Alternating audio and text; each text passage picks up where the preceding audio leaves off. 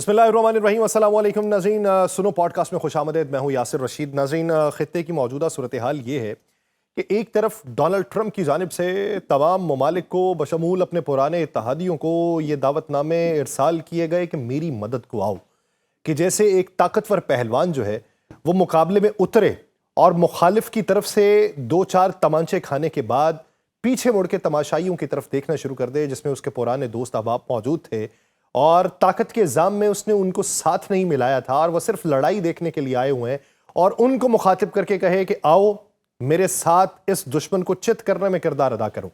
लेकिन वो जो साथी हैं जिन्हें ताकत के जाम में उसने भुला दिया था, उन तमाम की तरफ से जवाब आने शुरू हो चुके हैं। और जवाब आए कि हम तुम्हारी जंग में या लड़ाई में कूदने की ना सलाहियत रखते हैं, ना हमें कोई शौक है कि हम इसमें उतरें। जिसके बाद वही दोस्त, वही इत्तहादी जो माजी में इस तरीके से साथ जुड़े हुए थे कि उनके अलावा गुजारा नहीं था, और फिर एक वक्त ये आया कि जब ताकत के जाम में उन्हीं को खून चूसने वाली जूंके कहा गया, उनमें से कुछ को तहजीबों के मुखालिफ कहा गया, कुछ को तहकीर की नज़र से देखा गया, और कुछ के साथ हाथ मिलाने से इनकार कर दिया गया, और कुछ को कहा गया कि मैं तुम्हारे ऊपर पैसा खर्च करता रहा हूं, अगर अपनी हिफाजत की जिम्मेदारी बढ़ानी है तो खुद अपने ऊपर पैसा खर्च करो, मुझे पैसा खर्च करने की ज़रूरत नहीं है। अब उनकी तरफ से जब जवाब आए हैं तो वही पहलवान अब खड़ा होकर खफकी का मुजाहिरा करके ये कह रहा है कि मुझे किसी की ज़रूरत नहीं। ये जंग कौन सा रास्ता इख्तियार कर रही है? आबनाए हरमुज इतना बड़ा चोक पॉइंट बन चुका है कि दुनिया की मईशत की रगें जो हैं वो इस वक्त फूलने पर आ चुकी हैं। वो कब फटेंगी और उसका अंजाम किसे भुगतना पड़ेगा, इसके ऊपर बातचीत की जाएगी। और साथ ही साथ बातचीत ये की जाएगी कि जो सिक्योरिटी काउंसिल है ईरान की, उसके जो रहनुमा है अली लारेजानी, उनके हवाले से इजरायली मीडिया का दावा, और फिर ईरान की जानिब से जवाब, और आने वाले दिनों का मंजरनामा कि जंग में कितनी शिद्दत होगी। इस पूरे मंजरनामे में बात करेंगे। हमें ज्वाइन किया है चेयरमैन तहरीक जवानान पाकिस्तान अब्दुल्ला हमीद गुल साहब ने। गुल साहब, बहुत शुक्रिया आपके वक्त का। गुल साहब, इस जंग में हमारा ये दूसरा पॉडकास्ट है आपके साथ।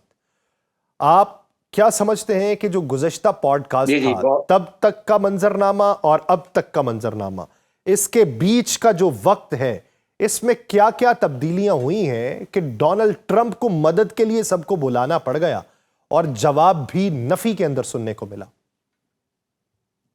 बिस्मिल्लाहिर्रहमानिर्रहीम। बहुत बहुत शुक्रिया यासिर साहब, आपने मुझे मदऊ किया।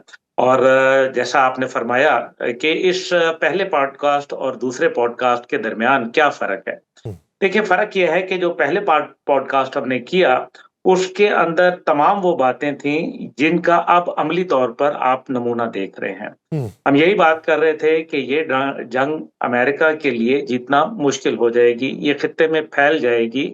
इसके जो असरात हैं वो सिर्फ अस्करी नौइयत के ऊपर नहीं होंगे, बल्कि ये मुआशी सतह के ऊपर भी एक आग लगाएगी और सिफारती सतह के ऊपर भी अमेरिका को तन्हाई का शिकार करेगी। साथ ही साथ अमेरिका के अंदर एक डिबेट शुरू कर देगी और तफरका वहां पड़ना शुरू हो जाएगा, दरारें बढ़ना शुरू हो जाएंगी। अमेरिकन स्टैब्लिशमेंट और व्हाइट हाउस के दरमियान दरारें वाज़ेह हो चुकी हैं। जहां एक तरफ व्हाइट हाउस ये कहता है कि मिनाब के ऊपर हमने हमला नहीं किया, वहीं पेंटागन ये कहता है कि यह हमला हमने किया। जहां व्हाइट हाउस ये कहता है कि हम आगे जाके रिजीम चेंज कर देंगे, वहीं अमेरिकी हुकूमत इसको इनकार करती नजर आती है कि ये मुमकिन नहीं है। जहां हम ये देख रहे हैं कि नेशनल सिक्योरिटी के लोग उनके वो इस्तीफा देना शुरू हो चुके हैं क्योंकि इख्तलाफ राय है, क्योंकि वो ये कहते हैं कि ईरान कभी हमारे लिए खतरा नहीं था। ये वही बातें हैं जो पेंटागन ने 90 मिनट की ब्रीफिंग जब दी डेमोक्रेट और रिपब्लिकन को, तो उस टाइम पे भी यही कही। ये वही बातें हैं जो उस टाइम पे जॉइंट चीफ ने अमेरिकन प्रेसिडेंट के पास गए, जनरल डैन मैकेन, और उन्होंने कहा कि ये जंग हमारे लिए नुकसानदेह होगी। और आज वो बातें साबित हो रही हैं। लेकिन क्योंकि डोनाल्ड ट्रंप के ऊपर मुतअद्दिद किस्म के प्रेशर्स थे, जिसके अंदर एप्स्टीन फाइल का प्रेशर था, जिसके अंदर उनके तिजारती अपने जाती मामलात थे जो कि उनके अपने जाती बिजनेस से रिलेटेड है, जिसके ऊपर जैरेड कुशनेर का जो उनके दामाद हैं यहूदी, उनका प्रेशर था और इसी तरह से स्टीव विटकॉफ जैसे कारोबारी लोगों का दबाव था। हम्म। साथ ही साथ उनके ऊपर एक जो क्रिश्चियन ज़ायनिस्ट लॉबी है अमेरिका के अंदर, हम्म। उसका एक इंतहा से ज्यादा दबाव नजर आ रहा है। हम्म। और यही वजह है कि वो अमेरिका के अंदर इंतहाई तेजी से गैर मकबूल हो रहे हैं और ये मकबूलियत अपनी कम तरीन सतह के ऊपर मौजूद है। सही। 12% तक ये जा पहुंची है और इसका मतलब यह है कि उनके लिए आने वाले इलेक्शन जीतना या उसके अंदर बेहतर परफॉर्म करना एक बहुत बड़ा चैलेंज बन के उभरेगा। हम्म। अब होने वाला यह है कि ऐसी सूरत में 2-3 ऑप्शंस उनके पास हैं। पहला, जैसे वो ये कह रहे हैं कि हम ये जंग प्रोलॉन्ग कर लेंगे और इलेक्शन तक, मिड टर्म इलेक्शन तक हम इसको प्रोलॉन्ग रखेंगे। ठीक है। ऐसा करना पॉसिबल तो है, हम्म। लेकिन क्या खिताई ममालिक, बिलखसूस वो ममालिक जो उनको 3-3.25 ट्रिलियन के वादे कर चुके हैं हम्म। इकोनॉमिक स्ट्रेंथनिंग के लिए, हम्म। जहां उन्होंने कहा है कि खलीजी ममालिक ने कि हम $3.25 ट्रिलियन आपके साथ मुआशी तौर पर लगाएंगे, तिजारती हुजम बढ़ाएंगे और अमेरिका और इस खित्ते के अंदर ताल्लुकात को उस्तवार करने में मजीद इसके अंदर इस्तकामत लाएंगे। ये तो होता नजर नहीं आ रहा क्योंकि खलीजी ममालिक इतनी तवील जंग के लिए तैयार नहीं है। उनकी मईशत डिपेंडेंट थी एविएशन इंडस्ट्री के ऊपर, टूरिज्म इंडस्ट्री के ऊपर हम्म। और इसी तरीके से तेल की इंडस्ट्री के ऊपर। आज ये तीनों चीजें ठप हो चुकी हैं। दुनिया का 80% तेल प्रोडक्शन बंद हो चुका है। आम तेल की कीमतों में होशरुबा इजाफा हो चुका है। मशरक़ वस्ता के अंदर बसने वाले बिलखसूस खलीजी ममालिक का 85% खुराक का दारोमदार इंपोर्टेड खुराक के ऊपर है, जो हम्म। वहां नहीं पहुंच रही आबनाए हुर्मुज की बंदिश के बाद से। उनका तेल वहां नहीं निकल रहा, लेकिन सबसे बड़ा नुकसान पेट्रो डॉलर को होता नजर आ रहा है। जहां पेट्रो डॉलर का ये काम था कि तमाम तिजारत पेट्रोलियम मसनूआत की डॉलर में हुआ करती थी, आज चाइना ने ऐसा ट्रम्प कार्ड खेला है कि उसके बाद अब युआन के अंदर लोग खरीदारी कर रहे हैं और पाकिस्तान ने भी जो खरीदारी की है तेल की, उसकी कीमत युआन के अंदर अदा की है। अच्छा, दिस मीन्स कि आप वो ये बात समझते हैं, जो आप ये ब्रिक्स समझते हैं बैंक गुल की, साहब के ये पेट्रो डॉलर के खात्मे का आगाज है? और क्या मुस्तकबिल के अंदर ये यकीन दहानी रह सकती है कि ये तमाम ममालिक जो हैं ये युआन के अंदर ही खरीदेंगे? क्या ये रह सकती है कि सऊदी अरब अगर इसकी तरफ रुजू करेगा युआन में बेचने के हवाले से, तो ओपैक के जो दीगर ममालिक हैं वो भी इसकी तरफ रुजू करेंगे? क्योंकि पेट्रो डॉलर की बुनियाद सऊदी एश्योरेंस के ऊपर हुई थी और अब अगर ये युआन वाला मंजरनामा बनता है तो सऊदीया इससे जो पेट्रो डॉलर की स्कीम से निकलने में किस हद तक राजी होगा? ये बड़ा अच्छा खूबसूरत सवाल है। देखें, ये जो डिप्लोमेसी की 1000 साल दास्तान है, हम्म। इसके अंदर कुछ ले और कुछ दे की बुनियाद पे काम होता है। हम्म। क्या सऊदी अरब पैदा ही अमेरिका की दोस्ती के लिए था? तो ऐसा तो नहीं था। ये ताल्लुकात जरूरत की बुनियाद के ऊपर, you scratch my back, I scratch yours, इस हम्म। बुनियाद के ऊपर उभरे और फिर उनका इन्हिसार सऊदी अरब का अमेरिका के ऊपर होता चला गया। उनकी मुआशी इस्तेहकाम की एक बड़ी वजह जाहिर है पेट्रो डॉलर बिल्कुल इसमें शामिल है। हम्म। लेकिन ये भी देखा जा रहा है कि जिसके हवाले से जहां एक तरफ पेट्रो डॉलर था, तो वहीं उनके दिफाई निज़ाम को बेहतर और बरतर बनाने में और साथ ही उनको दिफा फराहम करने में अमेरिका का कलीदी किरदार होना चाहिए था। हम्म। लेकिन अभी तक ये टेस्ट नहीं आया था। जब ये टेस्ट आया तो अमेरिका बुरी तरीके से फेल होता नजर आया हम्म। और 47 साल की जो सैंक्शन ईरान के ऊपर लगाई गई, इस सब के अंदर किसी अमेरिकी सदर ने ये जसारत ना की कि वो ईरान के ऊपर बराह रास्त हमला कर दे। हम्म। उन्होंने पाबंदियां लगाई, उन्होंने बहुत सारे तरीके इस्तेमाल किए, डिप्लोमेटिक मीन्स, पॉलिटिकल मीन्स और दीगर स्ट्रेटेजिक मीन्स इस्तेमाल किए, लेकिन ईरान पर हमला नहीं किया। क्या वो सब गलत थे और डोनाल्ड ट्रंप अब सही हैं, या कहीं डोनाल्ड ट्रंप की कोई कमजोरी और कोई लर्जिश हो गई? दूसरी जानिब हम ये देख रहे हैं कि इस जंग का आगाज तो उन्होंने किया, हम्म। लेकिन उनकी प्लानिंग इंतहाई नाकिस थी। उन्होंने ना इसके अंदर जब वो एंट्री स्ट्रेटेजी को तो देखा, लेकिन एग्जिट स्ट्रेटेजी को नहीं देखा। यासिर साहब, यहाँ ये बात मुझे कहने दीजिए कि ये अफगानिस्तान नहीं है, हम्म। जहां पड़ोसी ममालिक को कोई खास फर्क नहीं पड़ता अमेरिका और उसके हवारियों का इधर मौजूद होना। ये था मशरिक वुस्ता। ठीक ये है। था वो इलाका जहां दुनिया की तेल की पैदावार और दुनिया की तिजारत का मरकज है। और अगर ये आपनाए हुर्मुज की बंदिश हो गई, जैसे कि ये मौजूद है, और अमेरिका अभी तक इसको खुलवाने में नाकाम है, जहां एक जमाने में तहकमाना रवैया था अमेरिका का, लोगों को हुक्म दिया करता था, फिरौनियत रऊनक थी, आज वो अपीलों के ऊपर आ गई है। आज अपील की जा रही है उन ममालिक से जो कभी इनके सामने आंख उठाने की जसारत नहीं किया करते थे, वही ना, जापान और साउथ कोरिया जैसा मुल्क। ये वक्त किसकी रौनक पे खाक डाल गया, ये कौन बोल रहा था खुदा के लहजे में। तो अब उसी का नतीजा जो है वो देखने को मिल रहा है।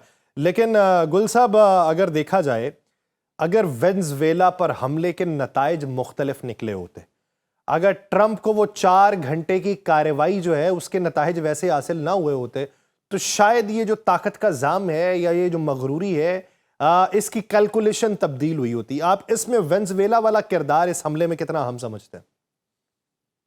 मेरे ख्याल में शायद अल्लाह ताला ने उनको दिखाया कुछ और असल उसका मकसद कुछ और था। हम्म। वेनेजुएला के अंदर उनकी फौज कॉम्प्रोमाइज कर गई थी, हम्म। वरना ऐसी बात नहीं थी कि सदर मेडोरो को वो उठा के ले जाते बगैर किसी मुकदमे के। लेकिन ये चीजें बढ़ती जा रही थी, जैसे आपने शुरू में इंट्रो में कहा कि एक तरफ सदर व्लादिमीर जेलेंस्की को बुला के, घर हम्म। बुला के व्हाइट हाउस में बेइज्जत करना, जो हम्म। सिफारती आदाब में कम से कम मैंने अपनी जिंदगी में इससे पहले हम्म। इस तरह का रवैया ना देखा था। हम्म। इसी तरीके से यूरोपियन यूनियन को तहकीर की नजर से देखना और उनको जगह जगह ताने देना और बेइज्जती करना, यकीनन ये वो कड़वे घूंट पी रहे थे, लेकिन वक्त के इंतजार में थे।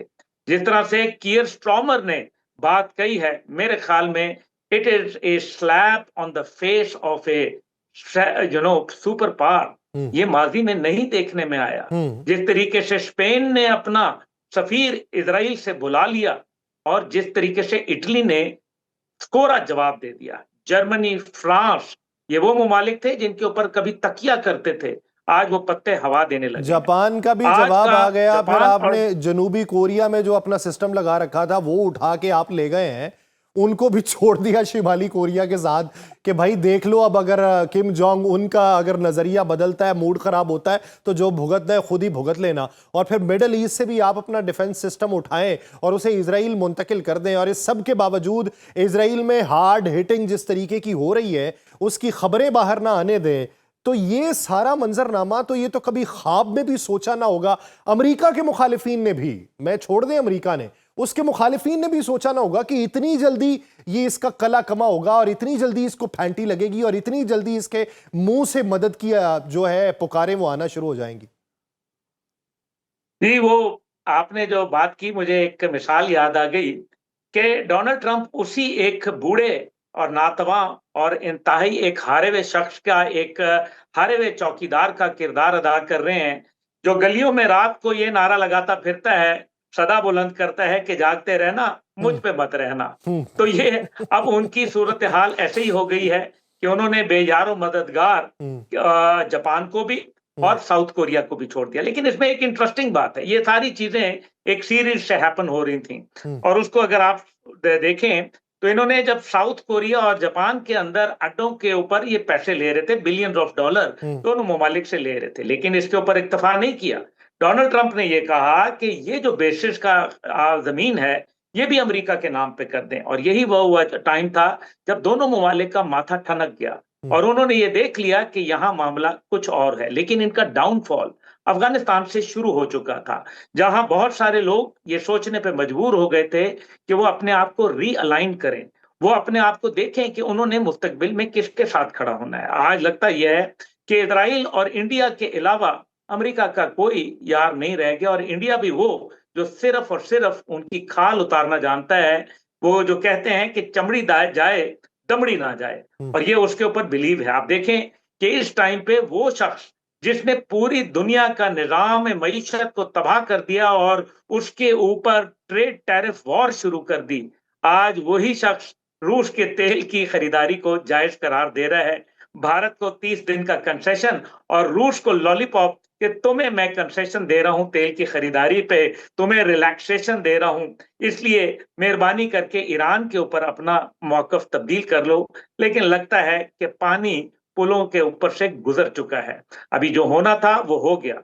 अब ये इजराइल और अमेरिका तनहा खड़े हैं मैदान में। अच्छा दूसरी जानिब अच्छा, चीन और गुल रूस साहब ये वो बताइए कि आबनाए हरमुज के हवाले से हमने पिछले दिनों में ये देखा कि जीपीएस जैमिंग भी वहां पे हुई, जिसमें गर्दाब के अंदर फंसे हुए आपको जीपीएस के में वो सारे शिप्स दिखाई दे रहे थे।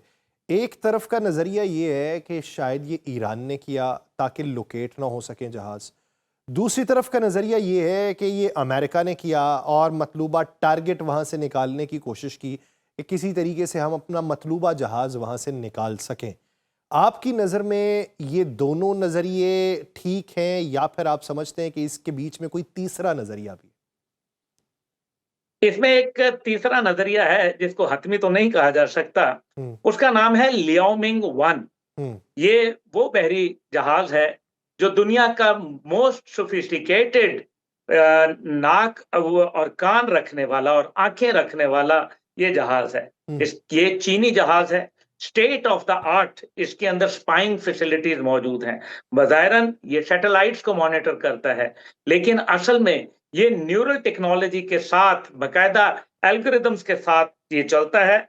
और ये न सिर्फ 6000 किलोमीटर के अंदर तमाम चीजों को मॉनिटर करता है, यानी कि इतना भी मॉनिटर करता है कि किस टाइम पे एक आबदोज सरफेस होती है, हम्म। समुद्र के सतह पर आती है, और उसके बाद ये उसको रिकॉर्ड भी कर लेता है और फिर एआई के जरिए ये मुस्तकबिल का नक्शा भी बना के पेश कर देता है, यानी कि उसके ऊपर असेसमेंट भी दे देता है कि ये आइंदा क्या करेगी और किस तरफ इसकी लोकेशन होगी। ठीक ये है। तमाम डेटा शायद अभी तो नहीं, हम्म। लेकिन मुस्तकबिल की एक बड़ी सफबंदी के लिए काम हो सकता है। और यही वो वजह है कि पहले दिन जब ईरान का तमाम मवासलाती निज़ाम, जो कि हकीकत है हम्म। कि अमेरिका ने तबाह किया था, हम्म। तो फिर आज पिन पॉइंट एक्यूरेसी के साथ मिसाइल कैसे जा रहे हैं, आज पिन पॉइंट एक्यूरेसी के साथ ये कैसे साबित किया जा रहा है कि आबनाए हुर्मुज में कौन से रास्ते से आपने गुजरना है। क्या वहां माइंस लगी हुई हैं हम्म। जिनकी वजह से उनके जहाज जो यूएसएस अब्राहम लिंकन, हम्म। उसको भागना पड़ा पहले 1000 किलोमीटर हम्म। और फिर 2100 किलोमीटर दूर जाना पड़ा। अचानक ये हादसा कैसे मुमकिन हो रहे हैं कि यूएसएस जेराल्ड फोर्ड के ऊपर, जिसके अंदर 2 एटमी रिएक्टर लगे हुए हैं, हम्म। उसके अंदर आग भड़क जाती है और 60 घंटों के अंदर वो आग बुझाने में अभी तक कोई खास कामयाबी नहीं हुई, जिससे तकरीबन वहां 600 से जायद जो उसके ऊपर तैनात अफसर और सेलर्स हैं, उनके पास अब बेडिंग के लिए जगह नहीं रह गई। ये क्या वजह है कि अचानक उनके हादसे होने शुरू हो जाते हैं। KC-135 रिफ्यूलर जहाज गिरना शुरू हो जाते हैं इराक के अंदर, जिसको मिड एयर कोलिजन कहा जाता है। ये क्या वजह है कि खुद ब खुद F-15E जहाज गिरना शुरू हो जाते हैं कटी पतंगों की तरह फ्रेंडली फायर के नतीजे में, जबकि ये बात बिल्कुल तमस्सर खेज है कि कभी फ्रेंडली फायर नहीं होता, क्योंकि रेडार के अंदर अपना सिग्नेचर होता है। वो अपना दुश्मन का जहाज और अपना जहाज दोनों की आइडेंटिफिकेशन करता है। इसलिए ये हादसा कुछ ज्यादा हो रहे हैं। एक अच्छा इशारा अच्छा, एक आपको एक याद है चीज एक कि चीज गुल साहब सात बताइए। सिफर का गुल डोनाल्ड ट्रंप किया करते थे। मैंने साहब। ये उंगलियां उठा के हाँ। आपको बताया। एक इशारा मैं भी करना चाहता हूं हम्म। डोनाल्ड ट्रंप साहब के लिए, हम्म। उनकी फरमाइश के ऊपर। हम्म। 10 हम्म। 10 उनके जहाज गिर चुके हैं जनाब। 7 रिफ्यूलर जहाज हम्म। और 3 उनके state of the art F-15 और F-35, जबकि मुसद्दिका इतलात ये भी कहती हैं कि F-18 हॉर्नेट जो उनका स्टेट ऑफ द आर्ट जहाज है, वो भी गिराया जा चुका है। इसके अलावा थॉट मिसाइल सिस्टम्स वहां गिर चुके हैं, जिसका भी आपने जिक्र किया कि जनूबी कोरिया से सारे मिसाइल सिस्टम ले गए हैं। दुनिया में 15 टोटल हैं और 15 में से आधे से ज्यादा तबाह हो चुके हैं। और उनके जो स्टेट ऑफ द आर्ट जो उनके पास इस टाइम पे रेडार सिस्टम थे, वो भी तबाह हो चुके हैं। और यही वजह है कि अच्छा, ईरानी एक मिसाइल चीज सर बताइए तकरीबन ना गुल 21 साहब, में से एक चीज 18 बताइए। बेसिस को निशाना बना चुके हैं अमेरिका के, जो खित्ते के अंदर मौजूद हैं। और इसके ऊपर खुद उसका कहना है क्या नाम है मार्को रूबियो का, कि जी हम तो अमेरिकनों को यहां से खित्ते से लेके जा रहे हैं, यानी कि ये अमेरिका का एक इंतहाई तासुबाना और इंतहाई सेल्फिश एटीट्यूड पूरा खित्ता देख रहा है। वो खित्ता जिसने बिलियन और ट्रिलियन डॉलर लगा के अपनी सलामती का सौदा एक शैतान से कर लिया था। अच्छा गुल साहब, एक चीज़ बताइए कि ये तो हकाइक हैं कि ईरान में बहुत तबाही हुई। 31 में से 26 सूबों के ऊपर बमबारी की गई है। 168 बच्चियां जो हैं वो लुकमाए अजल बनी हैं। मेन टेयर लीडरशिप को टारगेट किया गया, उसके इंफ्रास्ट्रक्चर को टारगेट किया गया, उसकी जो न्यूक्लियर साइट्स थी उनको टारगेट किया गया, शहरों में शहरी तंसीबात के ऊपर हमले किए गए, डिसैलिनेशन प्लांट के ऊपर हमला किया गया, उनके पावर प्लांट के ऊपर हमला किया गया। यानी ये हकाइक हैं, ऑयल डिपोज के ऊपर हमले हुए हैं। इस सब के बावजूद मान लिया कि इधर से जो जीपीएस के मुतबादिल बीडो जो सिस्टम है चाइना का, वो इनको फराहम किया गया होगा, लेकिन उधर हिजबुल्लाह के पास फिर ऐसी कौन सी चीज पहुंची है कि उसके मिसाइल्स भी टारगेट पे लग रहे हैं। वो भी जो बौछार कर रहा है, वो मनाजिर सामने आ रहे हैं कि जिस तरीके से वो जाके हिट कर रहे हैं, और उसमें टेक्नोलॉजी और तेजी वही दिखाई दे रही है जो ईरान के पास है। कि ईरान कहता है हमने खुरमशहर, हमने अमाद, हमने खैबर शिकन, हमने फतह, हमने ये सारे जो है वो फायर किए हैं। तो इनकी रेंज और उनके पास जो है उनकी रेंज में मुमासलत कैसे दिखाई दे रही?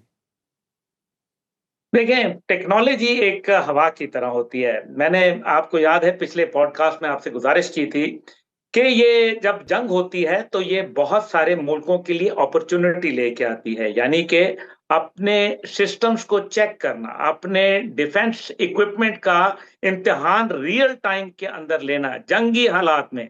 तो ये तो फिर होता है ना, इस तरह से तो होता है। इस तरह के कामों में डोनाल्ड ट्रंप क्यों बैठे हो सर्दियों, उदास सर्दियों की शामों में?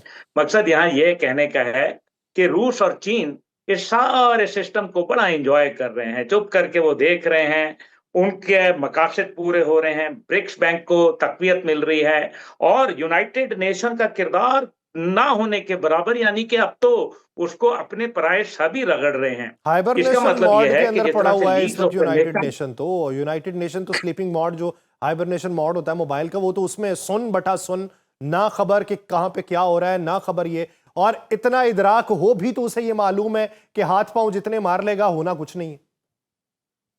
जी बिल्कुल। तो इसलिए इसका मतलब है कि उसके भी दफन होने का टाइम आ गया है। ये बदबूदार लाश जितनी जल्दी दफन कर दी जाए, क्योंकि इस टाइम पे दुनिया बगैर कायदे और कानून के की जा रही है। जो जंग है उसके अंदर किसी किस्म का कोई आपको एथिक्स नहीं नजर आते, मॉरल नाम की कोई चीज नहीं रह गई, आलमी कवानीन और जेनीवा कन्वेंशन ऑन वॉरफेयर नाम का कोई चीज आपको दूर दूर तक नहीं नजर आती। और ये न्यूक्लियर बम मारेंगे।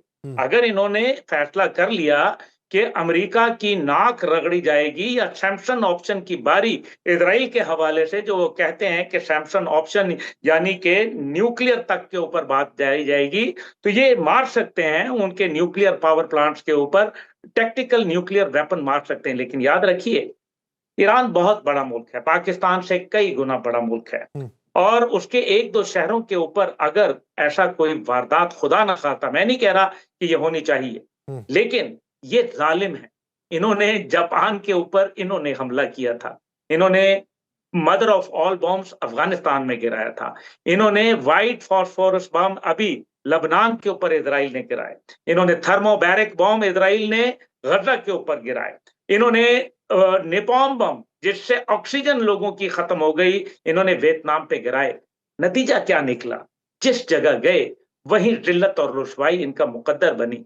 ये मैं आपको गुजारिश करूं, अफगानिस्तान और जगह थी, यहाँ खिताई ममालिक का एक स्टेक्स लगी हुई है, यहाँ पूरी दुनिया की तिजारत मरकज बनी हुई है, और आज वहां की जो शिप्स हैं वो गुजर रही हैं, लेकिन कौन सा कॉल साइन दे रही हैं? वो कॉल साइन दे रही हैं चाइनीज जबान के अंदर। आज चाइना के जिस लियाओमिंग 1 का मैं आपको बता रहा हूं, इसके साथ दो स्टेट ऑफ द आर्ट 055 और 052D टाइप के डिस्ट्रॉयर मौजूद है। बज़ाहिरन ये इंटरनेशनल वाटर में बैठा हुआ है, लेकिन जो ये कर रहा है वो पता नहीं है, और जो ये कर जाएगा उसका जब पता चलेगा तो बहुत ताख़ीर हो जाएगी। और अच्छा शायद यही वजह है अच्छा कि गुल साहब सदर ये ट्रंप ने बताएं कि ये भी अभी बोला अभी कि जो जनाब आप कहीं उनको कोई चीज़ें प्रोवाइड कर रहे हैं और फिर अगले ही दिन उसको तेल सर के वो अंदर तो जब मार कंसेशन पड़ देके रही हो तो फिर आपका सामने वाला जो है उस पे तो फिर आपको यही होता है कि इसको पीछे से कोई ना कोई हाथ लगाए खड़ा है,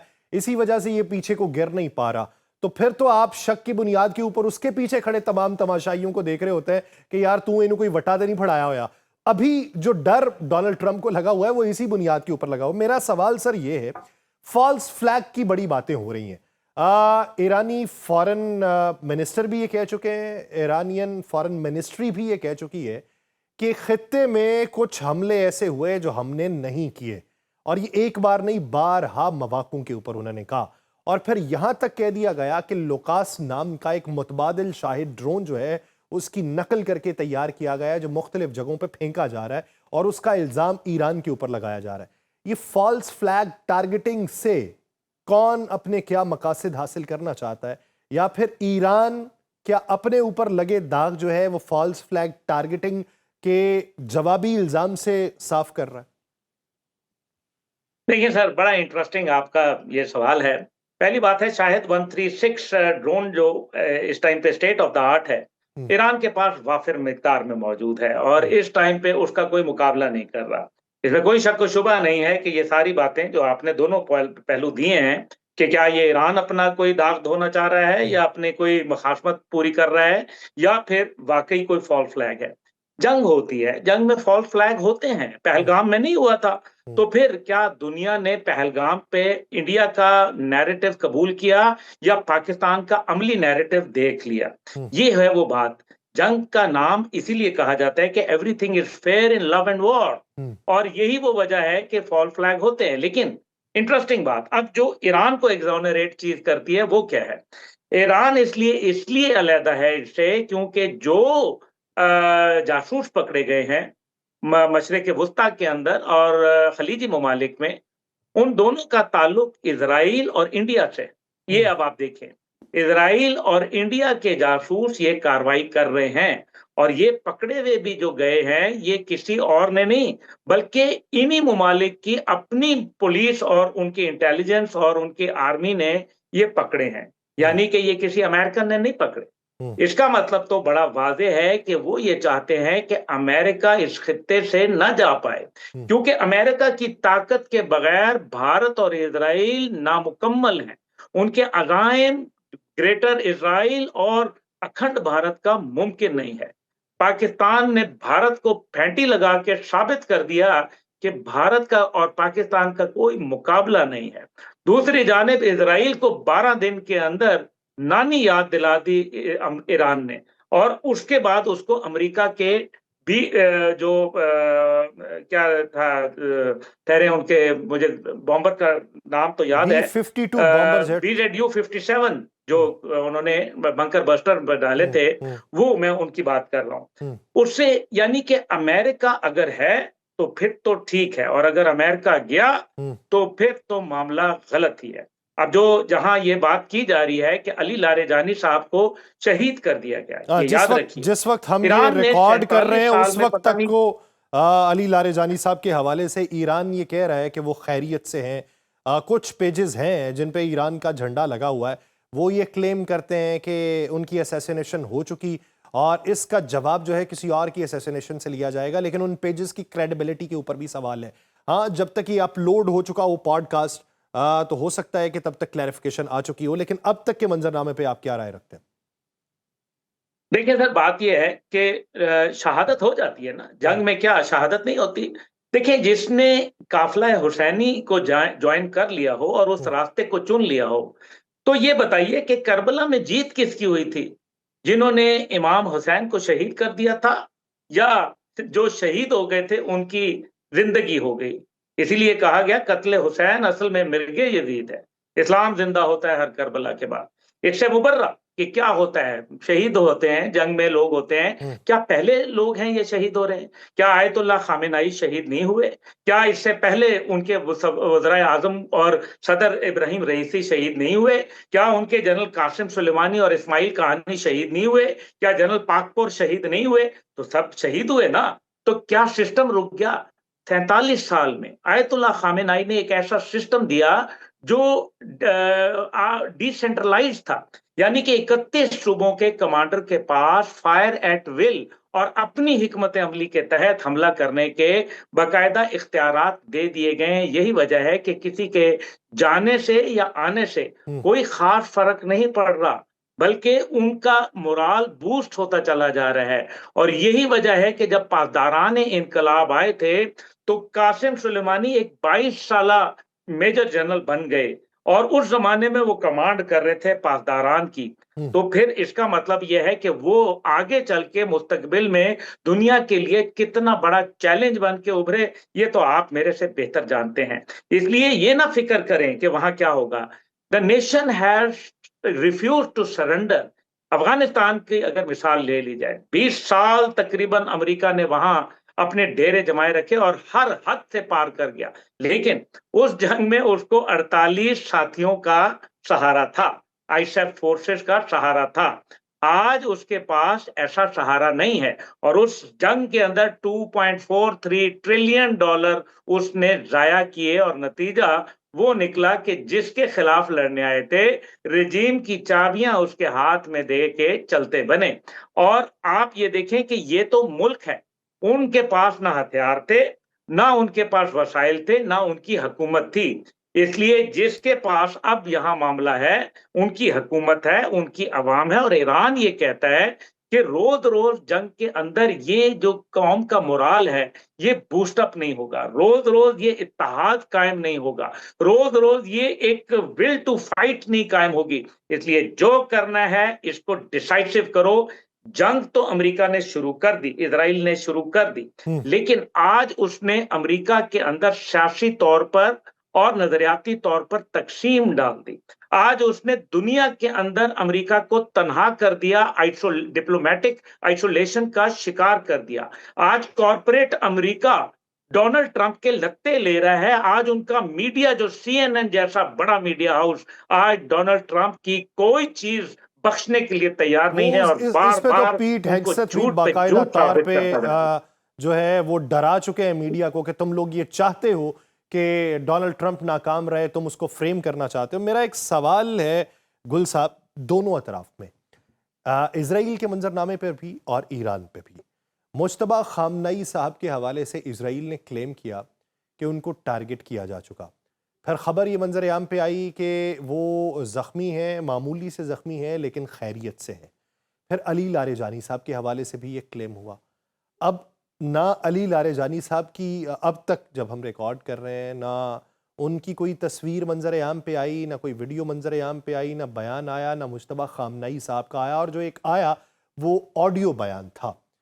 अब दूसरी तरफ अगर देखा जाए, इसराइल में बेंजामिन नेतन्याहू के हवाले से खबरें हैं। अब दोनों अतराफ में कुछ चीज़ें मुमासलत रखती हैं और कुछ नहीं रखती। ये दोनों अफराद की अभी तक पब्लिक अपीयरेंस जो है, इनको असैसिनेट करके ये टारगेट करने की इतला के बाद जो है वो नहीं आई। हाँ, उससे पहले ज़रूर थी। अली लारेजानी साहब इस खबर से 2 दिन पहले अवाम के अंदर एहतजाज में मौजूद थे, मार्च के अंदर मौजूद थे। लेकिन बेंजामिन नेतन्याहू की जो खबर आई, उसके बाद फिर कुछ वीडियोस मंजर आम पे आती हैं। हर वीडियो के ऊपर एक सवालिया निशान लगाया जाता है, चाहे वो टारगेट की जाने वाली जगह की वीडियो हो, चाहे वो एक वीडियो पैगाम में हो जिस पे 6 उंगलियां का शुबा पाया जाए, चाहे वो कैफे के अंदर मौजूद हो जिस पर यह कहा जाए कि इस पे लिखी हुई तारीख मुख्तलिफ है, हाथ में पकड़ा हुआ कप इस कैफे के कप से मुख्तलिफ है और यहां पर गुफ्तगू करने का तरीका मुख्तलिफ है, चाहे वो आम आवाम से होने वाली गुफ्तगू हो और उसके ऊपर बात की जाए कि ये पुरानी फुटेज है जिसे अब रिलीज किया गया, और एक तरफ ये कहा जाता है कि शायद मारा जा चुका, एक तरफ ये कहा जाता है कि शदीद जख्मी है, जर्मनी मुंतकिल हो चुका है, एक तरफ ये कहा जाता है कि किसी हिकमत अमली के तहत अभी ये छुपा हुआ है। दोनों अतराफ में मुमासलत क्या है, फर्क क्या है और स्ट्रेटजी क्या है?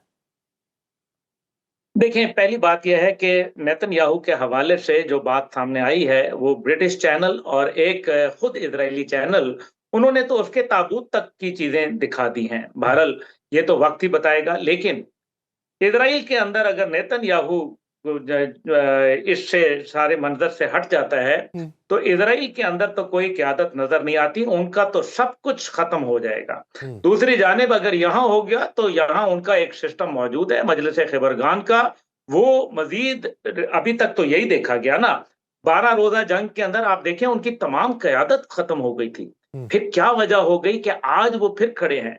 अली खामेनेई की शहादत के बाद तो ईरान को बिल्कुल जिसको कहते हैं पीठ लग जानी चाहिए थी, लेकिन ऐसा नहीं हुआ। यही मैं गुज़ारिश कर रहा हूँ कि उन्होंने 47 साल एक कौम को बनाया, जब कौम का कैरेक्टर जाग जाए और वो ये खड़ी हो जाए कि ठीक है, हमें शहादत की मौत कबूल है, हम्म, और इसी वजह से अभी कुद्स डे के ऊपर उनकी तमाम लीडरशिप बगैर सिक्योरिटी, बगैर प्रोटोकॉल के अपनी अवाम के साथ खड़े पाए गए। जबकि नेतन्याहू अभी तक नज़र नहीं आया, हम्म, उनकी मिलिट्री क़यादत नज़र नहीं आ रही, उनके इंटेलिजेंस चीफ मोसाद के नज़र नहीं आ रहे, और यही वो वजूहात हैं जिनकी बुनियाद के ऊपर दुनिया के अंदर केओस फैल रहा है। अब 2 वजूहात हैं, अगर या तो नेतन्याहू जो है वो मुर्तार हो चुका है, और या फिर उसके अंदर वो शदीद ज़ख्मी है। क्योंकि एक वीडियो पैगाम तो वो दे सकता है ना, कभी वो उँगली की बात की जाती है, जो तीसरी वीडियो की बात की, उसके अंदर एक अंगूठी पहनी हुई है बाएँ हम्म, हाथ में, हम्म, वो कभी नज़र आती है अंगूठी, कभी वो नज़र नहीं आती चलते हुए, यानी कि ये भी एआई के साथ रिलेटेड है। हम्म, तो ये एक तो बात है। दूसरा आपने कहा, मैं समझता हूँ कि ईरान को जो मैं जितना समझता हूँ और जानता हूँ, आप भी माशाल्लाह बहुत इस पे गहरी नज़र रखते हैं। ईरान को लीडरशिप के जाने से फ़र्क नहीं पड़ेगा, हम्म, उनका आखिरी बंदा भी लीडर ही साबित होगा, याद रखें। हम्म, जिसके ऊपर हाथ रख दो, वही लीडर बन जाएगा। हम्म, इसलिए पहली बात यह है कि the nation has refused to surrender, और दुनिया में जो आदमी सरेंडर करने के लिए तैयार ना हो, उसको आप नहीं हरा सकते। दूसरी जानिब इज़राइल चलता सिर्फ़ और सिर्फ़ अमेरिका की रज़ामंदी से और अमेरिका के आशीर्वाद और उनके पैसे से और उनके हथियार से चलता है।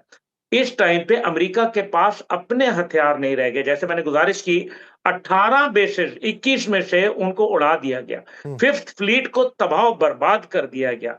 इस टाइम पे उनको दूसरे ममालिक से, साउथ कोरिया और दीगर ममालिक से अपने एसेट्स को रिमूव करके इज़राइल और अपने बेसिस पर पहुँचाना पड़ रहा है, और यही वजह है कि वो खार्क के ऊपर जो 5000 फौजियों का उन्होंने कहा कि मैं भेजूँगा, ये एक ऐसा अमल होगा कि अगर ये भेज दिया, हम्म, ये 7.7 स्क्वायर किलोमीटर का एक छोटा-सा जज़ीरा है, हम्म, और अगर इस पे 5000 फौजी आ गए, हम्म, तो यकीन माने कि शायद इनमें से एक फौजी भी ये बताने के लिए जिंदा ना रह पाए हम्म, कि उसके साथ हुआ क्या था।